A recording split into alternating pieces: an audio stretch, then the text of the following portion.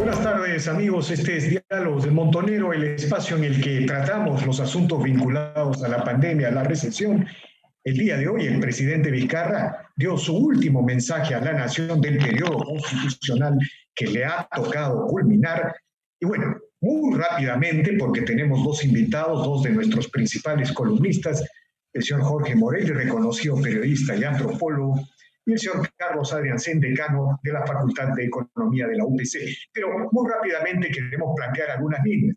En primer lugar, el presidente Vizcarra, a diferencia de sus dos discursos anteriores, ha llamado a la unidad nacional.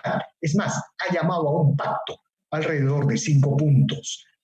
Esto marca un cambio, al menos en el discurso, radicalmente diferente con respecto a los dos discursos anteriores, donde primó la confrontación y la guerra política.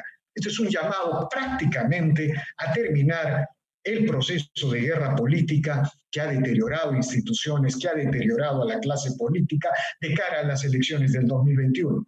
En segundo lugar, no ha dado grandes giros con respecto al tratamiento de la pandemia, excepto la voluntad de sincerar cifras.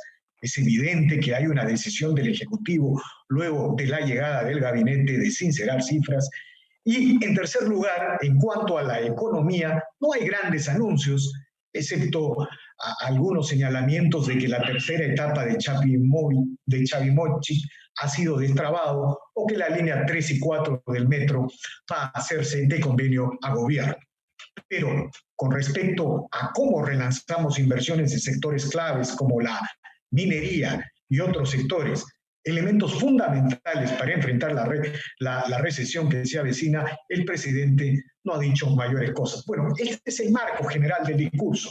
Entonces, gracias Jorge, gracias Carlos por aceptar esta invitación. Buenas tardes. Hola Víctor Andrés, ¿cómo estás? Muchas gracias por la invitación. Saludos siempre a nuestros amigos del Montonero. Bueno, muy buenas tardes, igual, saludos a los amigos del Montonero. Bueno, Jorge, ¿qué te parece si empezamos contigo? ¿Cuál es la primera apreciación que nos puedes señalar con respecto al mensaje presidencial? Bueno, este mensaje se mueve en dos planos. El primero es, digamos, el de la política, tanto de corto plazo como de relativo al futuro. Y el segundo tiene que ver con algunas reformas estructurales que son anuncios de lo que se supone que va a ocurrir, que entonces vamos primero por el lado político. No se queda en el gobierno, convoca elecciones. Ese es un anuncio, en verdad, ya viene a confirmar algo que dijo desde un principio. En segundo lugar, recordó el referéndum y la disolución del Congreso como pasos, a los cuales pintó como pasos positivos, y todos sabemos que es un asunto controvertido. Respecto del tema de la pandemia, habló de una primera reforma importante, un sistema público unificado de salud. Esto no significa fusión, ojo, de MINSA, del Ministerio de Salud, con el Seguro Social, que es materialmente un imposible. Pero sí significa también que no basta con una articulación como hasta ahora se ha anunciado muchas veces y nunca se ha conseguido. También un gran presupuesto para salud en el 2021, un nuevo bono para 8.5 millones de familias. Esto en lo inmediato. Creo que el tema del sistema público unificado merece debate. Otras reformas importantes, dos. El modelo panamericano aplicado ahora a las líneas 3 y 4 del metro, con una inversión de 30.000 millones de soles. Esto es un paso adelante para el país, eso es innegable. El modelo panamericano se ha hecho posible, ¿no es cierto?, los Juegos Panamericanos, que no es poca cosa, y se aplica también a la reconstrucción del norte, ahora se extiende a las líneas 3 y 4 del metro, ojalá se extienda, por supuesto, a toda la obra pública.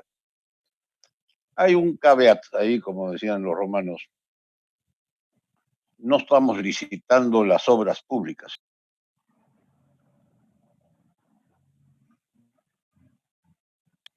Lo que tenemos que hacer aquí es acotar bien cuál es la naturaleza de esta cuestión.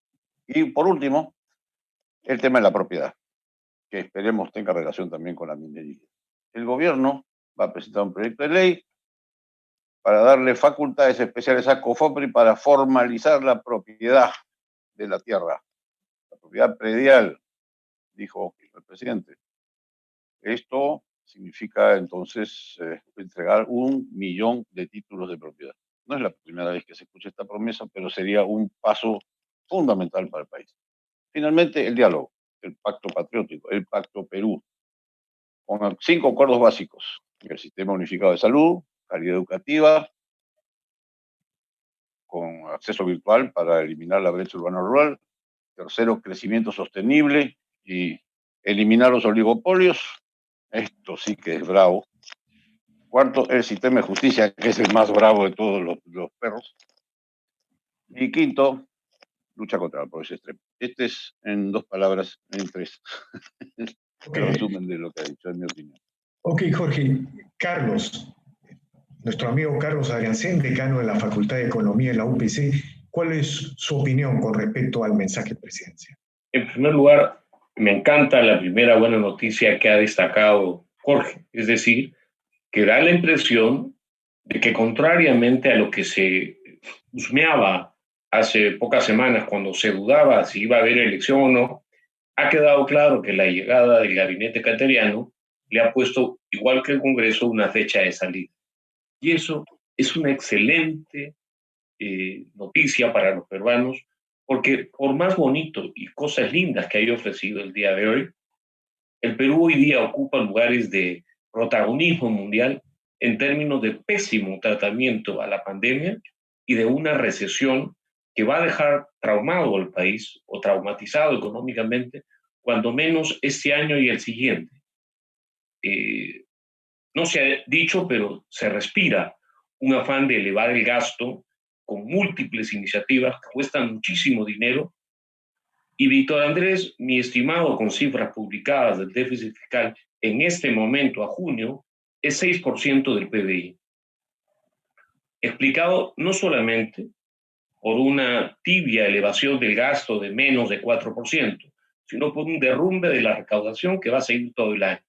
Por lo tanto, señor televidente del Montonero, cualquiera que crea que se va a crear un sistema unificado de salud o que se va a dar un bono masivamente o que siquiera se va a enfrentar mejor a la pandemia, se enfrenta con una realidad concreta. El déficit está desbocado y el déficit, Víctor Andrés, va por ustedes, va detrás de ustedes.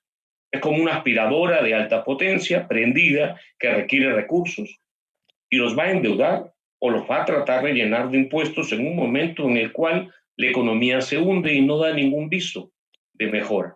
Así que, siendo bien práctico, el presidente sabe muy bien el hoyo fiscal en el que está y muchas de las cosas lindas que ha dicho de unificar el sistema de salud, de hacerlo universal. Esta vez ya no es echarle agua al caldo, esta vez sería meter la sequía al caldo. Por lo tanto, lo que va a tomar la gente es agua sucia. A ver, ¿por qué no vamos repasando por cada área, ¿no? Tenemos que también llegar al tema de la economía. No se mencionó nada de Tía María, de las inversiones mineras, pero vamos primero repasando las cosas, digamos, que ustedes han subrayado. Por ejemplo, este discurso es un discurso radicalmente diferente al 2018 y al 2019. Aquí la confrontación ha sido dejada de lado, la prueba de ello es que todos señalan de que es un presidente que anuncia las elecciones hacia el 2021, se despejan todas las suspicacias o algunas suspicacias que han existido con respecto a una intención de quedarse o una intención de perpetuarse en el poder, como señalaban algunos, digamos, era una teoría conspirativa, pero esto tiene que ver más allá de los errores del Congreso, de los errores populistas del Congreso, con el nuevo Congreso y con el gabinete cateriano. ¿Qué tienen al respecto, estimado Jorge? Bueno, esto pues es muy encuesta arriba, ¿no? El Congreso ha resultado verdaderamente un dinamitero, ¿no? Anda poniendo toda clase de problemas, obstáculos, es decir, más de lo mismo. El Congreso anterior tampoco era mejor. Entonces, las iniciativas demagógicas proliferan todos los días. Ya, ¿cuál más delirante que el anterior? ¿Cuál más creativo? Entonces, el Congreso no hace sino ratificarle a la opinión pública lo que piensa ya, Y lo que Vizcarra dice, es decir, el Congreso no sirve para gobernar. El Congreso está ahí para impedir que se gobierne. El Congreso está ahí para eliminar toda forma posible de gobernabilidad. Bueno, esa es la razón precisamente por la cual el pueblo peruano detesta al Congreso.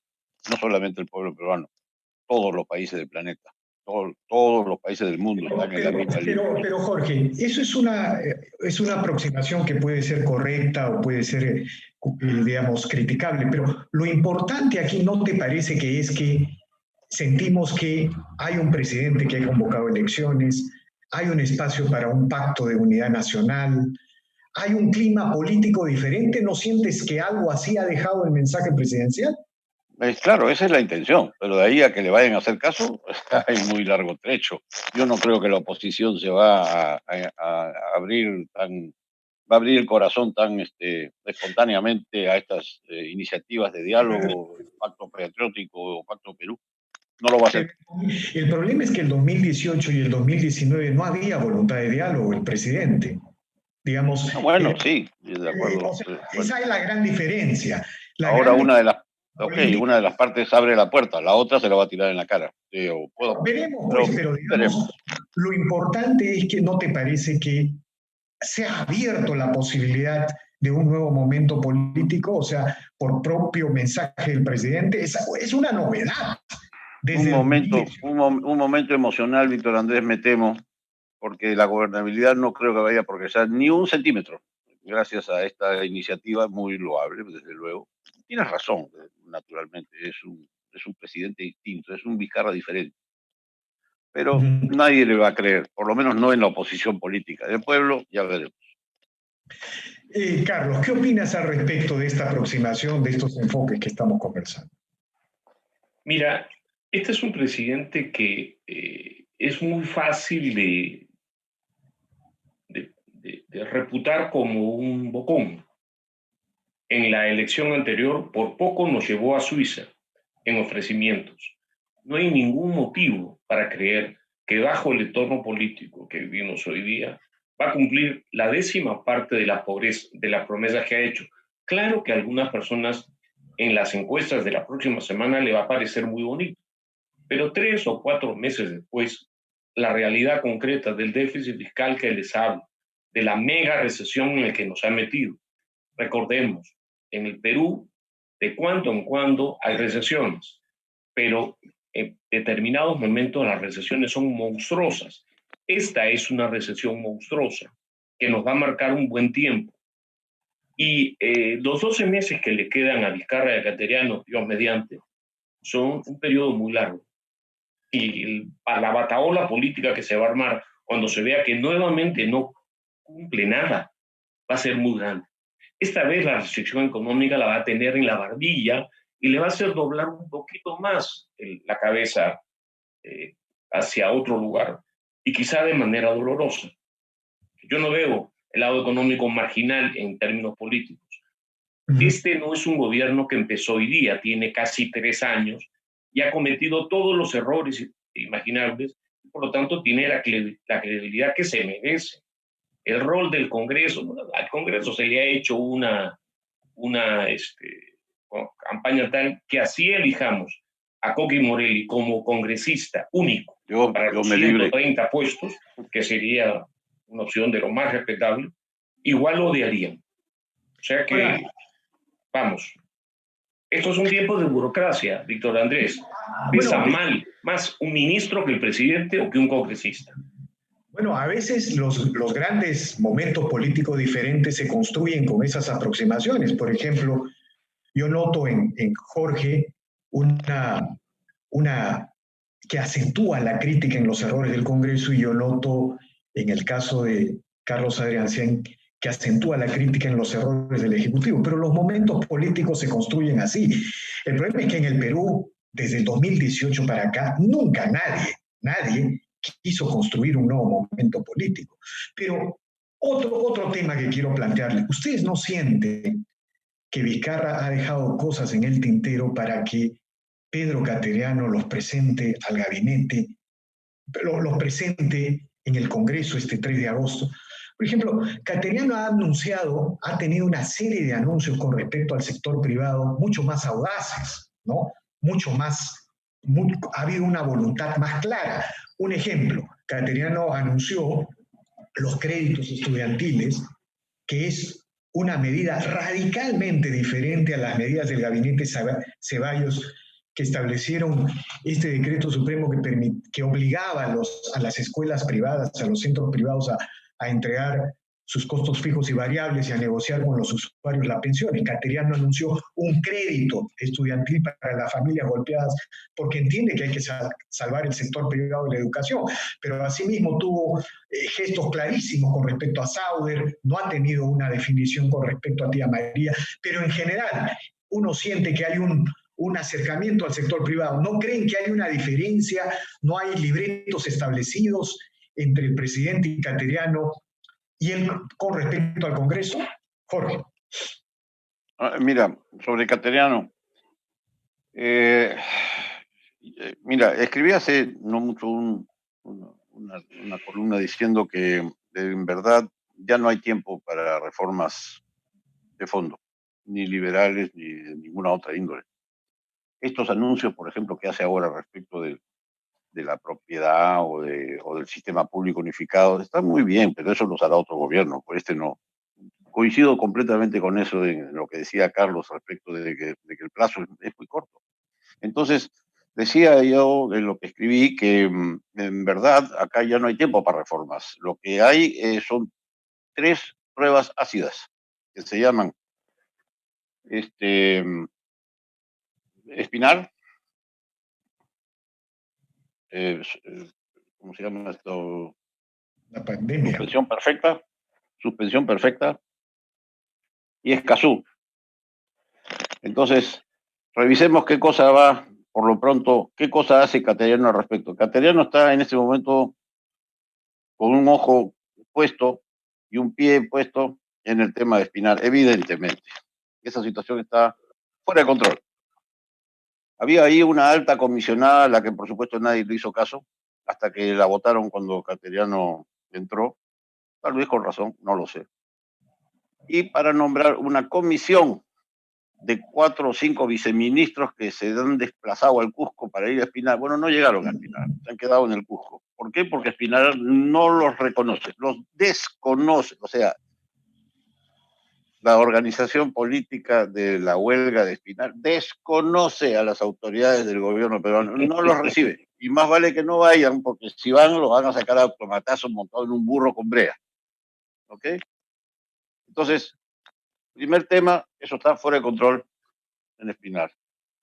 El gobierno sigue haciendo invocaciones al diálogo, a una comisión que no logra ni llegar al lugar. Pero eso es más bien una respuesta de los sectores radicales a Cateriano. Lo que primero, y de Tía María ya ni hables, ¿no? Porque ya anunció Cateriano que ese no es su problema. Eso será para las calendas griegas. Segundo, suspensión perfecta, bueno, tímidamente el nuevo ministro de Trabajo ha dicho que, bueno, en fin, vamos a ver, calladito por lo bajo, dice sí, vamos a flexibilizar un poco, no sé cuánto flexibilización, a ver, quién sabe, ya veremos.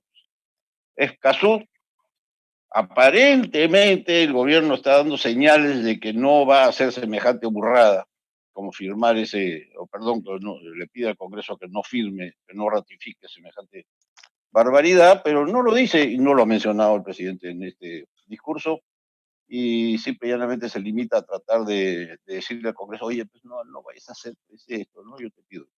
En Tuma estamos pues poco y tarde. Eso es mi conclusión. Y Carlos. Mira, estos gabinetes de salida siempre han sido valorados como gabinetes que, en el mejor de los casos, evitarían que las cosas sean mucho peores. Por lo tanto, son gabinetes mediocres. Yo creo que el asunto de Escazú se lo van a dejar a las campañas electorales. Perfecto, yo también hubiera hecho eso. Pero entiendo que los burócratas usualmente hacen en esos periodos lo que les da la gana. Como terminé diciendo, el presidente es un señor que en el mejor de los casos va a mandar un correo electrónico, los ministros están de salida, están viendo en qué van a trabajar, y es un momento ideal para hacer casi cualquier cosa, sobre todo para desmantelar trabas, hacer más flexibles impuestos, ideas lucidas. Pero Cateriano, yo tengo la impresión, con el debido respeto, que si le preguntamos bien qué es PBI, no lo sabe. O sea que en materia económica va a flotar buscando llegar a la fecha de la elección. La gran interrogante de la que no se ha tocado, al menos se me ha podido escapar en algún segundo, es qué tan transparente va a ser la elección. Eso es importantísimo. Un voto electrónico sería posiblemente un voto seleccionado. Y hay varias expresiones del discurso donde el presidente insinúa que espera que la gente vote como a él le gustaría. O sea, gente con una trayectoria que a él le gustaría. Esas son cosas hediondas, que muestran que la batalla este año políticamente va a ser una batalla muy dura, muy marcada, insisto, por estar en una situación económica no normal. Cuando se da la última administración del arquitecto de la UNDE, y Coqui Morelli era un jovencito en esa época, y yo también, la gente buscaba llegar a la próxima elección donde entró Alan García, y ya saben lo que pasó. Pero el peor momento de Alan García es parecido al peor momento de la economía peruana a fin de año. Ese año el producto cae entre 15 y 20, y el próximo año no esperen rebotes, eso es buena vibra. Y si hay rebotes, es un accidente estadístico del INEI. Por lo tanto, la elección se va a dar en los peores momentos económicos. Hoy día, el asunto económico, el fenómeno político de la elección, va a jugar un papel fundamental, y esta gente no tiene noción. O sea, ¿sabe qué componente del gasto de gobierno es el que se ejecuta menos en este momento, a junio anualizado? Las regiones están contrayendo su gasto en más de 15%. Eso es lo que refleja los ministerios cuando vemos toneladas de muertos en todos los hospitales del Perú. Y no tienen capacidad para cambiar esto. O sea, vamos, el escenario pasivo se va a alargar un año más, con lo cuanto perdimos el 20 y el 21. A ver, en todo caso, ya entrando directamente al nudo del mensaje, yo les preguntaría a ambos, entonces, ¿ustedes creen que por lo que ha dicho el presidente Vizcarra, no hay un camino diferente para contener la pandemia, excepto esta voluntad de transparencia con las cifras? Porque eso es evidente. El gobierno está empezando a ser transparente, las cifras hoy habla de más de 25.000 muertos, hay 50.000 muertos en exceso, pero digamos, es una cifra absolutamente más realista que las que había durante la gestión de Zamora. El presidente tampoco ha mencionado el tema de las pruebas moleculares, los temas del seguimiento de los infectados. O sea, ustedes dirían que no hay una nueva estrategia para contener el COVID y, al mismo tiempo, creen que los anuncios en economía no permiten enfrentar la recesión como se debería hacer. Digamos, hay organismos como el Banco Mundial, el BID, que señalan que el Perú podría recuperar en un año lo perdido si es que tuviera algún tipo si es que mantuviera el modelo económico, hiciera algún tipo de reformas o algún tipo de ajuste en el curso de la economía, se podría recuperar en un año. ¿Qué piensas al respecto, Jorge? Mira, Víctor Andrés, estaba justamente pensando lo siguiente, es una buena pregunta de la tuya. ¿Por qué el presidente hace esta invocación a cosas que son muy sensatas, en las cuales nadie puede estar en desacuerdo hacia el final? ¿Por qué habla de diálogo, de pacto patriótico, de pacto Perú? Invoca al tema del sistema unificado de salud, la calidad educativa para eliminar la brecha, el crecimiento sostenible contra las prácticas oligopólicas, una reforma del sistema de justicia, etc. ¿Por qué hace esto? Él sabe perfectamente que no tiene tiempo suficiente para avanzar significativamente en ninguno de estos frentes. Pero lo hace, pienso yo, porque en el fondo está diciendo, miren, denme un poco pongamos tranquilidad en lo que queda de este año que viene, porque vamos a enfrentar una situación muy difícil. La situación que ha creado la pandemia en lo económico y en la salud son caldo de cultivo para la violencia, la misma violencia que estalló antes de la pandemia en Chile, en Bolivia, en Colombia, en fin. eso va a regresar. Va a regresar inmediatamente que terminen las cuarentenas y el susto. Va a regresar. Ya está empezando en Chile. Entonces no nos engañemos al respecto. Lo que está haciendo Vizcarra es, por favor, no muevan el bote. No muevan el bote. Dejan el bote Pero, más o oye, menos por el año que queda. pero Y también después tiene que ya. ver con la respuesta del Congreso, ¿no? El Congreso al aprobar esta decisión irresponsable de eliminar la inmunidad de todos los funcionarios, digamos, si bien es cierto, es una decisión irresponsable, fue como un acto de guerra y fue la primera vez, he sentido yo, desde el referéndum para acá, en que el poder político y el poder del Congreso como que se equilibraban. Y eso, con todas las connotaciones negativas, también favorece estos espacios de nuevos momentos, estas ideas de acuerdos, estas ideas de entendimientos. ¿No crees Por que hay eso, algo de eso? ¿No claro, crees? es una invocación al sentido común. Todo lo que ha dicho, ¿quién se va a oponer? Claro. Si, digamos, si realmente le tomaran en serio y pensar en iniciativas que van más allá del 2021, por supuesto que habría un clima que haría que este manejo de la situación que viene sea un poco más fácil.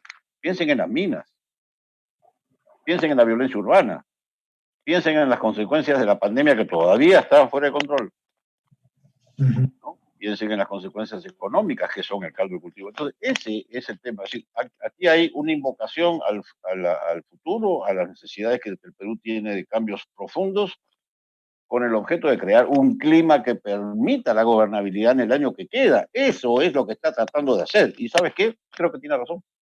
Ahora, que el Congreso le vaya a hacer caso, lo dudo mucho. El Congreso no entiende nada de nada, yo te lo digo. Yo he vivido en ese planeta durante 11 años.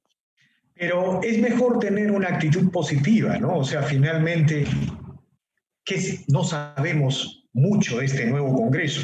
Lo que me parece sí que son políticos muy trajinados, con mucha experiencia, que saben actuar y reaccionar, aunque de manera irresponsable, como he señalado. Pero, Carlos, ¿cuál es tu impresión sobre este tema? Yo tengo una impresión diferente. Estamos en caída libre y pronto vamos a descubrir el piso. Y siempre cuando en caída libre descubrimos pisos, es un evento bien doloroso. Y me hace ser por un segundo un poquito marxista barato. Me refiero a Gramsci. Gramsci dice que la gente protesta cuando hay y cuando no hay, ya no protesta. Ya es momento para o peores tiempos todavía al estilo venezolano o un rebote, y esa es la gran incertidumbre del futuro peruano. Pero notémoslo bien, lo que hay en el Perú no es el virus, Jorge, es el shock burocrático de corrupción de ineptitud a nombre del virus. Lo que hay en el Perú es una caída de 15 a 20% del producto per cápita, cuando el producto per cápita del promedio de los países en desarrollo está creciendo o cayendo 4. Aquí hay una mega recesión. No hay que ser tacaños con el mérito de Vizcarra.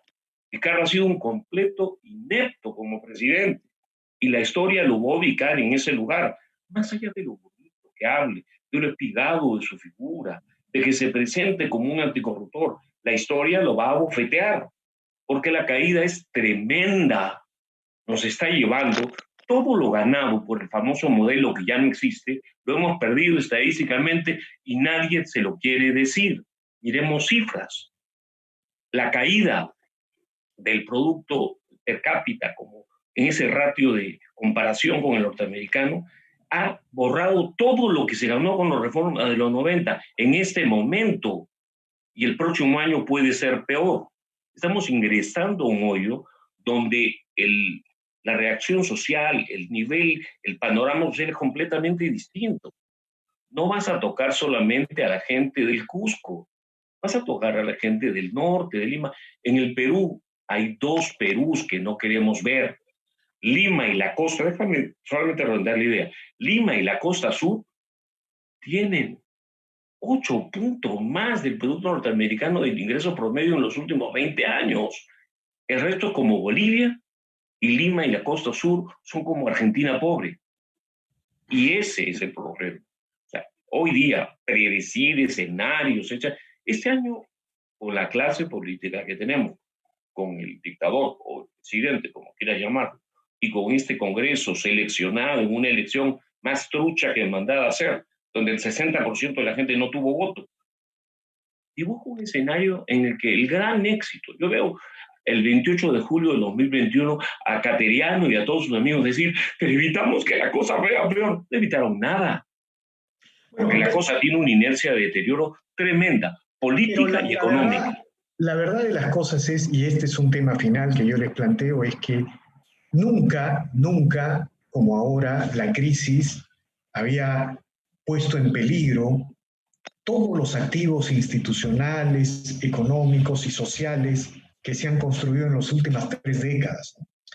En las últimas 3 décadas de la Constitución del 93, el PBI se triplicó por 3, la pobreza se redujo como nunca en la historia, de 60% a 20%. Si miráramos los indicadores económicos y sociales, exceptuando algunas épocas del siglo XX con la economía agraria, pre-Velasco, los indicadores sociales nunca estaban tan en azul como ahora. De otro lado, hemos tenido 4 procesos electorales sin interrupción, ¿no es cierto?, que, a diferencia de otras experiencias republicanas, significaron la participación de los 30 millones de peruanos con derecho a voto, con derecho a propiedad, pese a todo. Bueno, todos esos activos están en cuestión ahora. Nunca como ahora. Por ejemplo, en la época de Humala se decía que había crisis política, pero no había crisis económica. En la época de García se decía lo mismo. En los primeros años de la guerra entre el Congreso y el Ejecutivo durante la administración PPK, antes de Vizcarra, también se decía lo mismo. El día de hoy tenemos que decir que hay crisis política grave, profunda, deterioro institucional, y hay una profunda crisis económica que lo atraviesa todo. Quizá es hora de decir que en medio de estas guerras, en medio de estas diferencias, tenemos que ubicar a un enemigo, a este enemigo colectivista, a este enemigo comunista que en América Latina está agazapado y busca circunstancias especiales y diversas estrategias para llegar al poder. ¿Podríamos culminar con una especie de conclusión de ese tipo, Jorge? Sí, claro que sí. Pero yo quisiera añadir algo más respecto de lo que mencionas, es decir, mirando la cosa de largo plazo, ¿no? Mira, si algún error, el más grave error de los varios que ha cometido el gobierno en el manejo del tema de la coyuntura de la pandemia, a mi juicio ha sido a la hora de la reactivación. Mira, varios de los ministros caviares en el gabinete, Salud, Produce incluso, se empeñaron. Salud era del Frente Amplio, un poquito más rosadito que Caviar. Okay.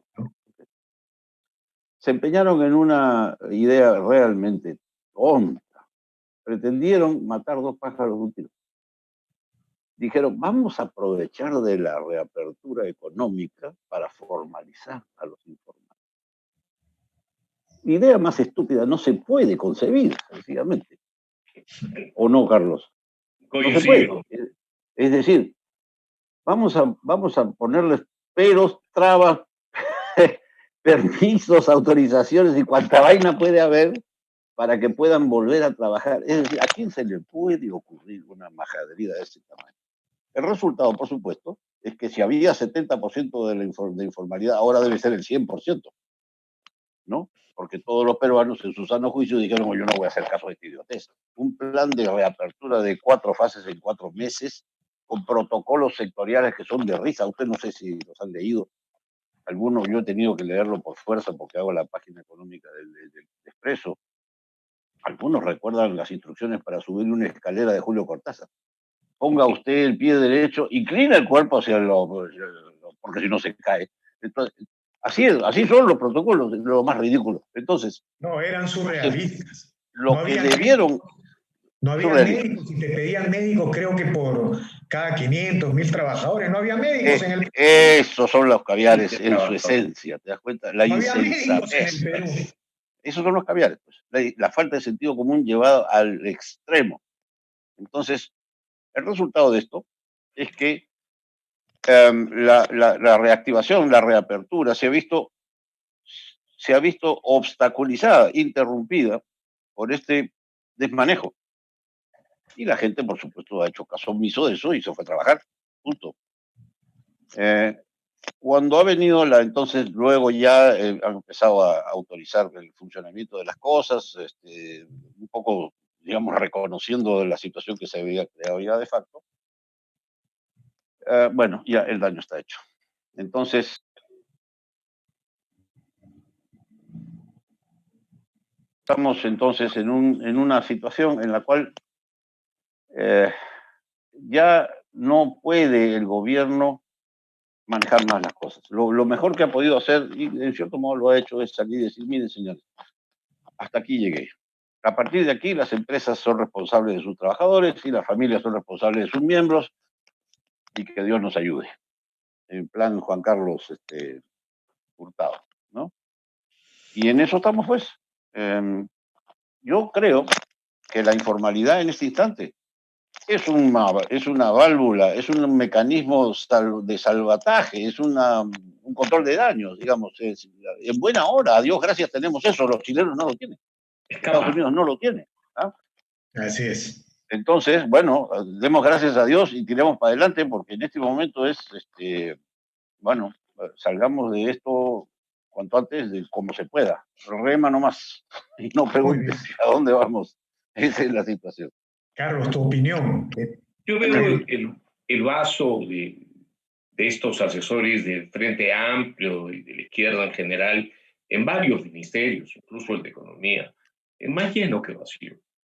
O sea, ellos no solamente han querido establecer protocolos que eviten que las prácticas elementales de salubridad se incumplan, no, han querido imponer regulaciones absurdas, controlar, esta vez utilizar la epidemia como una buena coartada para aplicar sus ideas económicas.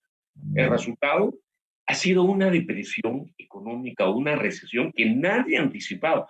Los economistas jugábamos entre 3, 4, 6. Hoy día es 20. La caída de los primeros 3 meses del shock de burocracia ha sido 29.9% del PBI en cifras oficiales. Y el INEI es generosísimo, es buenísimo. Pero no se puede mentir a todos todo el tiempo. Y este tipo de efectos económicos marcan la vida de todos. Yo le voy a dar una buena noticia. Esta mañana o esta tarde tenemos elecciones. Ojalá podamos elegir mejor. Hoy elejamos mejor. Pero también esto tiene un rebote. Y el rebote va a ser en los estándares de vida muy probablemente del 2010. Por lo tanto, hemos perdido una década. Y Vizcarra, con todo lo bonito que habla, porque cuando la gente todavía detenta poder y sale por las calles con circulina, da la impresión de ser un mandatario, pero ha sido un desastre de gobernante. Y ya, él mismo, en algún momento se va a dar cuenta, no creo que en este momento. Y por lo tanto, la gente del Congreso, que no es tonta, puede tener las peores ideas económicas de la Tierra. O sea, mantiene la tendencia, Coqui, en términos de declive de la calidad de la opinión o línea económica del Congreso. Pero por momentos los he visto hasta más lúcidos que la gente de izquierda en el Ejecutivo. No solamente han copado el Poder Judicial, han copado la burocracia. Y el próximo gobierno, ese sí está fregado. Porque va a llegar en plena recesión, con la pandemia sin controlar y con una burocracia que es, o sea, yo soy decano de una facultad de economía. Y la facultad son sus alumnos y sus profesores. Nosotros aseguramos que los profesores, los mejores profesores posibles, produzcan un ambiente ideal para los alumnos. En la economía, el aparato estatal peruano ha sido muy abultado, ha llegado a gastar más de 60.000 millones de dólares, pero tiene hoy día la recaudación cayendo y la economía hundiéndose y muchísima corrupción y sin medios para enfrentar la corrupción. Entonces, los señores que nos van a ofrecer cosas lindas en estas semanas, sería bueno que se enteren en qué mundo están parados. Y dejemos de discutir lo que diga Vizcarra. Ya él dentro de poco ni los taxistas lo van a querer llevar. Bueno, sí, pues ya fue. ¿Ah? Ya fue. Bueno, es el famoso Pato Rengo, al que es la imagen, la figura, pero en medio de una crisis devastadora, ¿no es cierto? No es un Pato Rengo en medio de una situación normal de una república, es un Pato Rengo No fue mala, no. En medio de una desinstitucionalización general, de una pandemia y una letalidad la más alta del mundo, y de una recesión la más grave del mundo o de las naciones de ingreso medio emergente. De las Entonces, en estas condiciones, el presidente Vizcarra es un Pato Rengo. Ahora, finalmente, el tiempo se ha acabado, me han llenado de pesimismo. Yo quería ser optimista con esta idea del acuerdo, con esta idea de un nuevo momento político, algo que no ha existido en los últimos 3 años. Yo he creído siempre que las consecuencias económicas y sociales son los errores políticos, las faltas de política. La guerra política iba a conducir inevitablemente este escenario, ¿no?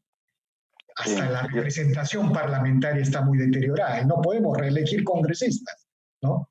En fin, amigos, infinitamente agradecido por este diálogo. A ti, ¿no? Coincido, Víctor, yo tampoco quería emitir, pero es la realidad. un mensaje pesimista, al contrario. Pero bueno, lo que me alienta es que, pase lo que pase, acá estaremos nosotros en el Montonero vigilando. Así es. Yo, Víctor Andrés, solo quisiera decir que eso del pesimismo es una cosa sentimental. Yo estoy lleno de esperanza en este país. Perfecto. Estoy lleno de esperanza de que rebotemos con ganas. Bueno, entendiendo, el pesimismo lo que busca es la esperanza, ¿no? Yo tengo esperanza en este país, una gran esperanza.